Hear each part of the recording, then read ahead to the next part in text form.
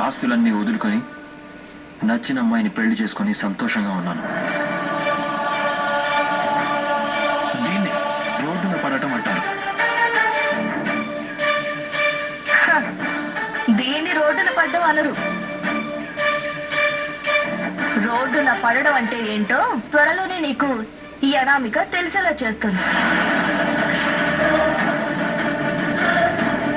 ఎందుకంటే దుగ్గిరాల వారి మీద పగ తీర్చుకోవడం కోసం జ్యువెలరీ సంస్థ అధినేతనే పట్టిందంటే అది నీ మీద ప్రేమతో కాదు, మా కంపెనీ మీదున్న పగతో. కాబట్టి నిన్ను బకరాని చేసి వాడుకుంటుంది. ఆ తర్వాత దులిపేసుకుని పోతుంది.